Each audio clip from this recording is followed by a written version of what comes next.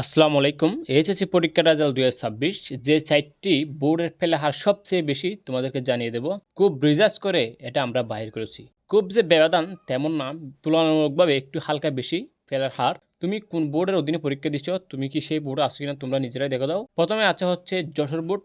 যশোর বোর্ডের অবস্থা খুবই ভয়াবহ। তবে এটা কত পাচ্ছেন সেটা কিন্তু বলা ঠিক না, সেটা আমরা বলতেও পারবো না নির্ধারিত, যতক্ষণ না ফল তোমার হচ্ছে প্রকাশ করতেছে। ফল প্রকাশের পর সেটাই বলতে পারবো। তবে তোমরা এটা শিওর থাকো, যশোর বোর্ড কিন্তু পিছিয়ে আছে অন্যান্য বোর্ডের তুলনামূলক। এবং এরপর হচ্ছে কুমিল্লা বোর্ড। গত বছরও কুমিল্লা বোর্ড খারাপ করছিল রেজাল্টে, এবছরও তোমার হচ্ছে রেজাল্টের দিকে কুমিল্লা বোর্ড অনেকটাই পিছিয়ে।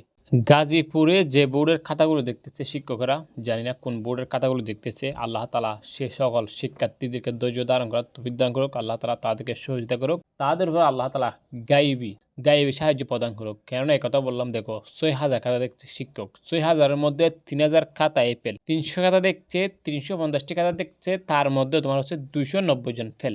বাবা যায়, এরকম হলো তো প্রায় হচ্ছে তোমার ১৮ লক্ষ পরীক্ষা দিচ্ছে। ১৮ লক্ষের মধ্যে তোমার হচ্ছে অর্ধেকই ফেল হবে, ৯ লক্ষই ফেল হবে, এরকম যদি অবস্থা হয়। এরপর হচ্ছে তোমার হচ্ছে সিলেট বোর্ডের অবস্থা হচ্ছে একটু খারাপ। তোমার হচ্ছে তুলনামূলকভাবে অন্যান্য বোর্ড হচ্ছে একটু পাশের দিকে তারা পিছিয়ে থাকবে, আমরা যতটুকু রিসার্চ করেছি।